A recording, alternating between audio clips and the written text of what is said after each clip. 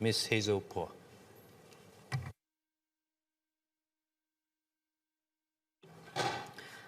Mr. Speaker, Sir, the Certificate of Entitlement, or COE system, was introduced in 1990 to manage the growth of the car population in Singapore. It does so by allocating a limited supply of COEs via a bidding system. Those with the highest bid win the right to own a vehicle in Singapore. The COE system currently is based on purely economic considerations, on the belief that economic efficiency is optimized by allocating resources to those most willing and able to pay. This has meant that car ownership has also become a goal that is only achievable by the wealthy, without regard for who has a greater need for a car. PSP is of the view that public policies should not be based on economic optimization alone. Social considerations must also be taken into account for fairer and more holistic policies.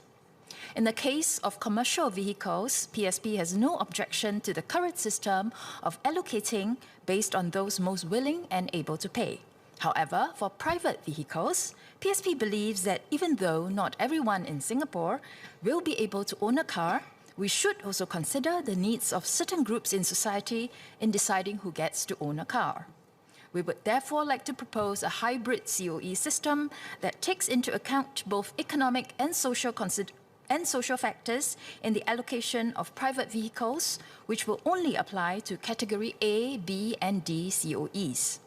This also means that PSP will support the creation of a separate COE category for private hire cars. We look forward to the Transport Minister sharing an update on this during the budget debate in February. In 2023, I urged the government to consider adjusting our COE system to take into consideration needs factors such as families with persons with disabilities or children. However, then Minister for Transport Iswaran cited various practical difficulties incorporating needs into the system. Therefore, today I would like to propose a feasible COE system that takes into account needs factors for the government's consideration. We propose that instead of bidding for Category A, B, and D COEs using cash, bids should be placed using COE credits. What are COE credits and how do we get them? COE credits will be distributed by government to adult Singapore citizens and PRs each month. The number of COE credits received by each person will depend on various factors such as nationality, number of children, age, disability, etc. For illustration purposes, let me give some examples of how we can distribute the COE credits. For example, we can distribute 100 credits to each adult Singapore citizen and 70 to each adult PR. Those with children aged 12 or below get an additional 200 credits per child who is citizen and 140 per child who is PR. Senior citizens above the retirement age gets an additional 100 credits. Those who have mobility impairment, such as those who qualify for Class 1 or Class 2 car park labels for the disabled, can get an additional 200 credits. In recognition of the contributions of those who served national service, we can also distribute additional credits to them. These examples given are not exhaustive, but serve to illustrate how we can use the system to take into account needs and social contributions, and make it less costly for those with greater need to own a vehicle. These COE credits will be transferable. Families can pool their COE credits together to bid for a vehicle. Larger families will thus find it less costly to get a car. COE credits can also be traded. Those who want to own a vehicle can buy the COE credits from those who do not, in order to submit a higher bid. This sets up a system of transfer from vehicle owners to those using public transport. Foreigners residing in Singapore who wish to buy a car will also have to buy COE credits from Singaporeans and PRs. Under this system, unavoidably, those who are financially better off would still be better able to acquire a COE, although it is ameliorated to some extent by distributing COE credits based on needs factors. It is also accompanied by a redistribution of wealth from vehicle owners to non-car owners and from foreigners to Singaporeans and PRs. It is thus not only a tool for controlling the number of vehicles, but also a tool for redistribution that is self-adjusting based on different economic conditions. For example, when the economic gap between the upper segments and the rest widens, the transfers automatically increase with the additional purchasing power of the top and vice versa. The intention of PSP's proposed system is to, 1, lower the cost for those with greater need compared to those with less. 2, lower the costs for those willing to wait and accumulate their COE credits as compared to those who are less patient. 3, reward those who choose not to own a car and help them better cope with the rising cost of public transportation. In addition to the normal COE credits, we propose the introduction of gift COE credits, which can only be gifted to others, not sold. While we try to formulate public policies to cater to different circumstances as best as we can, it is not practical to expect all scenarios to be covered. As individuals, we are better able to see the circumstances of the people around us and make our own judgment on who has a greater need. We can transfer our gift COE credits to those with greater needs or simply just to whoever we wish to help. For example, in addition to the 100 COE credits for each adult Singaporean, we can give 10 gift COE credits. To prevent abuses, we can put certain safeguards in place. For example, gift COE credits cannot be used by people who live at the same address. Also, once A has gifted B with credits, B or anyone from B's household cannot give credits to A or anyone from A's household for the next 1 year. This system allows us to plug some of the gaps that is sometimes unavoidable in public policies and fosters a climate of mutual help in the community. We believe that the bonds in our community will be the stronger for it. Gifting tends to be a one-way flow from the richer to the poorer. With the gift credits, even the poorest amongst us will have opportunities to give something to their friends. COE is a significant revenue source for government, accounting for an estimated $4.66 billion in revenue in financial year 2023, or about 4.5% of total government revenue. PSP is aware that if the government forgoes all COE revenues, there will be a big hole in public revenue that will have to be filled through other means. Thus, to reduce the impact of the new COE system on government revenue, we propose that the government collect a base fee per COE. In other words, in order to get a COE, you will need to pay a base fee to the government plus COE credits, which can be accumulated for free or bought from others. We would like to suggest 2 ways to determine this base fee. Option 1, a flat fee of, say, $50,000 per Cat A COE and $70,000 per Cat B COE. The flat fee can be determined by taking reference from historical COE prices and then indexed to inflation thereafter. Option 2, percentage of the car's open market value, which is how the additional registration fee is calculated. This will make it more expensive to own luxury cars, while those who need a car solely for transport will find it easier to own cheaper cars. This makes for a more equitable car ownership policy. In fact, for this option, we can do it via raising the ARF to make up for the lost revenue. Even with the implementation of a base fee, there will still be some loss of revenue for government, as these monies are transferred from vehicle owners to public transport users instead of to government. PSP is thus mindful of the need to ensure prudent government spending. It has always been a priority for PSP to ensure that the government's policies do not overburden the public purse. For example, we have previously questioned the government's grants to SPH, expenditures by the People's Association, and spending related to the Sports Hub.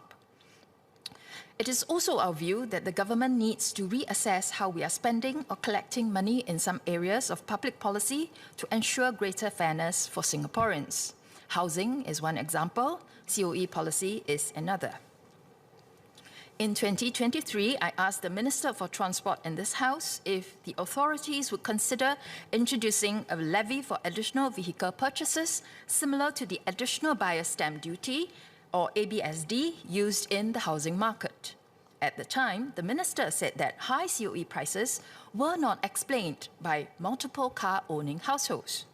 However, PSP believes that there is a need to send a signal against the accumulation of multiple cars by ultra-wealthy households for pleasure, when these scarce COEs could be more useful in the hands of another household that does not currently own a car.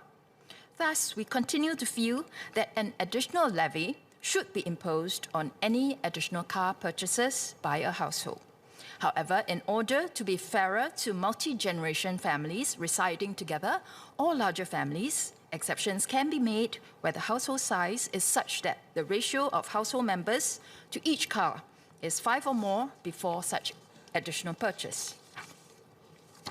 Mr. Speaker, Mandarin, please. 议长先生，我国于1990年推出拥车证制度，多年来，拥车证制度虽然有效地控制了新加坡的汽车数量，但也为人诟病，因为在现有的制度下，价高者得，这使得拥车成为富人的专利，完全不考虑到私家车对有需要的家庭，例如有老人、小孩或残障人士的家庭所能带来的好处。前进党认为，公共政策不应该仅仅考虑经济效益，我们必须考量社会普罗大众的需要，以制定更公平、更全面的政策。在2023年，我曾在国会呼吁政府考虑以大众的需要为考量，调整拥车证制度。当时的交通部长易华仁推举了这项建议，道出了一些执行上的困难。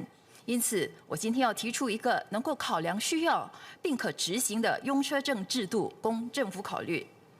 对于商用车辆，我们认为可维持现有的价高者得的制度，并且应该为私招车另设一个新的拥车证组别。我们期待交通部长下个月向国会分享这方面的进展。前进党提议停止使用现金投标私家车和私家摩托车的 A 组、B 组和 D 组的拥车证，并创立一个新的投标制度，以拥车证投标积分投标这些拥车证。在这个制度下，政府每个月向所有成年新加坡公民和永久公民发放拥车证投标积分。例如，我们可以向每位成年新加坡公民发放100个积分，每位成年永久居民发放70个积分。有年幼小孩、超过退休年龄、残障和国民服役的人士都可获得额外的积分。人们可以累积这些积分，也可以买卖这些积分，然后以这些积分投标拥车证。在我们提议的拥车证制度下，拥车需求较大的人有机会以较低的成本买车，愿意等待和积累积分的人也有机会以较低的成本买车。选择不买车的人也可以出售自己的积分来抵消乘搭公共交通的费用。这将形成一种从拥车者到非拥车者的财富转移。我们也提议发放一些只能用来送人、不可买卖的礼物积分，以鼓励社会上互相帮助的风气。有了这些礼物积分，即便是困苦家庭，也有更多机会和能力馈赠友人。来自拥车证的收入是一笔可观的数目，若全数放弃，将是财政上的一个大窟窿。因此，我们提议，除了用积分来竞标，拥车者必须支付一笔拥车证基本费。我们提议可通过2种方式制定这个费用。第一，我们可以参考历来的拥车证价格，制定一个固定的费用。例如，每个 A 组拥车证的基本费可设在5万元，而 B 组则设在7万元。这笔费用可在未来与通货膨胀挂钩而增加。第二，基本费可与汽车公开市场价值或 OMV 挂钩，这将使豪华车的成本更高，有助于制定更公平的用车政策。若选择这个方式，可通过提高附加注册费或 ARF 来执行。我们也建议购买超过1辆车的家庭需付额外的费用。为了公平起见，一些大家庭或多代同堂的家庭可豁免。前进党认为，随着我国在建国60年里取得亮眼的经济发展，我们有能力在各个领域，如住房、就业和社会福利方面，打造更富有同理心的政策。自上届大选，我们就不断在国会提出这些替代政策。如果单单从经济学的角度审视我们的替代政策，这些政策可能并不是最有经济效益的。但我们认为我们的替代政策能更公平地对待所有国人。我们呼吁政府认真考虑我们今天提出的用车证替代政策。Mr. Speaker, fairness should be at the heart of our public policies as our nation progresses economically. PSP believes that our proposed approach better balances economic and social considerations and builds a system that provides a fairer and more equitable allocation of COEs for private vehicles and better matches our value system. We hope the government will seriously consider this model. Thank you. SMS Amy Cole.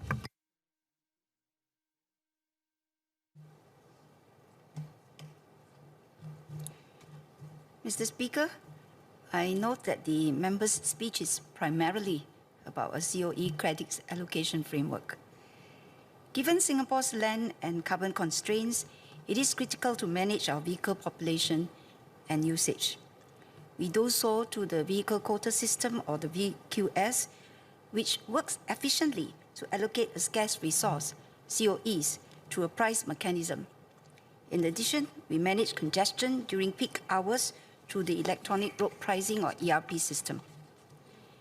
Mr. Speaker, the PSP's proposals may be well-intentioned, but they are unlikely to be effective in practice. First, Ms. Poa highlights concerns with the current price mechanism, but comes up with a credit framework system, a rather complicated one.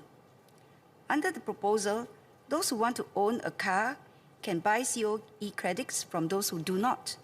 The net effect is people who can acquire COEs will still be those who are willing and able to pay for it. Second, our system today is a transparent single price mechanism for every bidding exercise. How will the prices for PSP's credits be set? Are we inadvertently creating more friction and complexity in the process for Singaporeans who genuinely want to buy a vehicle? Their proposal may potentially drive the price of credits underground, where the prices of the credits become opaque and unknowing consumers get fleeced, akin, for instance, to the price gouging of Taylor Swift concert tickets last year. A COE under such circumstances may well cost even more than today. And to guard against black markets, we will need to set up a whole new trading and enforcement regime, which will ultimately cost taxpayers even more. Third, the PSP suggested that those who do not need their credits can sell it and thus set up a system of transfer from vehicle owners to those using public transport. However, our system today already achieves this at the macro level. COEs that are paid by private owners form part of the government's revenue, which is used to fund the government's subsidies for public transport and other public goods such as housing, healthcare, and education. Fourth, I find it concerning that the PSP is suggesting the government dictates who gets more credits. It may sound attractive in the first instance that different people with different needs should get different amount of credits. But needs are very subjective. How do we pass such judgment on who needs a car more? To use Ms. Poa's proposed allocation, is there strong justification why a male who has served national service needs a car more than a female who has not, and thus should be given more credits to own a car? Or that a child under 12 should be allocated twice the credits of an adult? I fully agree that we should recognize our NS men for their contributions. We have done so in other ways, such as NS credits. Similarly, families with children are given baby bonuses and other assistance. For these groups, we provide additional support upfront in a transparent and direct way, instead of through a convoluted credit system. Ms. Poa also said that the PSP supports the creation of a separate COE category for PHCs. There have been similar suggestions raised by Mr. Gan Thiam Poh and Mr. Yip Hong Weng in this House. As Minister Chi has explained previously, this is not a straightforward exercise and needs careful study. It entails creating a separate COE category for PHCs and moving existing quota from Cat A and Cat B into it. If we move too much of the existing quota from Cat A and Cat B to this new category for PHCs, it will overly reduce the supply in Cat A and Cat B and could lead to an increase in COE prices. Conversely, if we move too few quota to the separate category for PHCs, it will lead to insufficient PHC supply, resulting in higher costs and reduced accessibility for point-to-point commuters. So how much of the existing Cat A and B quota should be shifted to the new category for PHCs? There are no easy answers. Perhaps the PSP can share with us the amount of COE quota they propose to take from Cat A and B to transfer into this new category for PHCs. Ms. Poa has also suggested an additional tax for multiple car-owning households, similar to additional buyer's stamp duties or ABSD. The key intent of ABSD is to curb speculative behavior in the property market. Cars are less regarded as speculative assets, in part because the COE system limits the validity of use. The same parallel, therefore, cannot be drawn. As we have also shared previously in this House, multiple car-owning households are not the main drivers for COE quota. Fewer than 5% of all households own more than one car, and the percentage has been gradually coming down. Amongst these, there are intergenerational or larger households. Should we penalize such households just because they choose to live together rather than in separate properties? Mr. Speaker, the government understands the concerns with high COE prices. Other MPs, such as Mr. Melvin Yong, Ms. Ng Ling Ling, and Mr. Liang Eng Hua, have also raised similar concerns in the House. We have explained that prices are a function of supply and demand.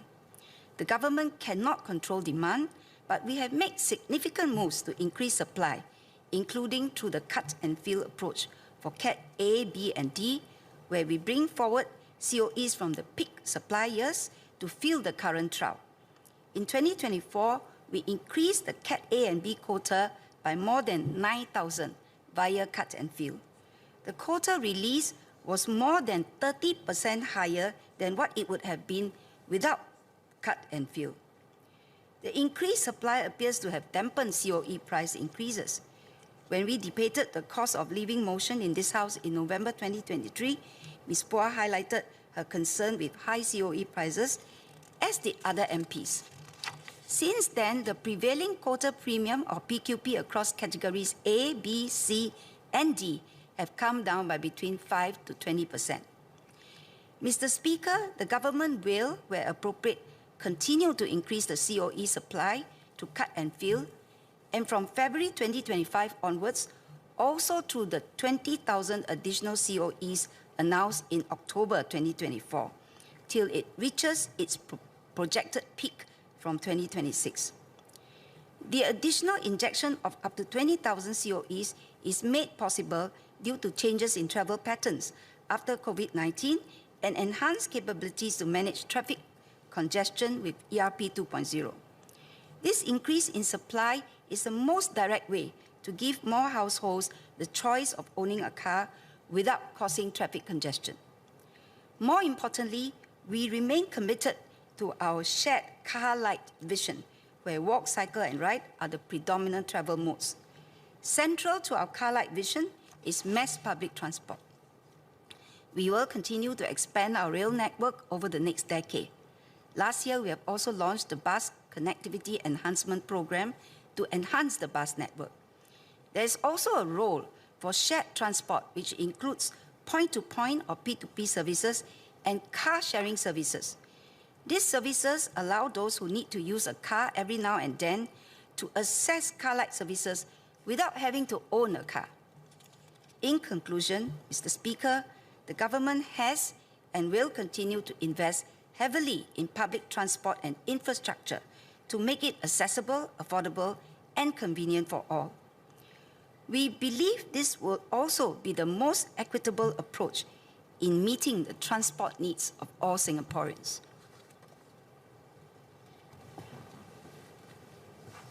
It's been a long day. Question is that the Parliament do now adjourn. Those who agree say aye. Those who disagree say no. I think no. The time is up anyway. We have only 30 minutes for the entire adjournment motion.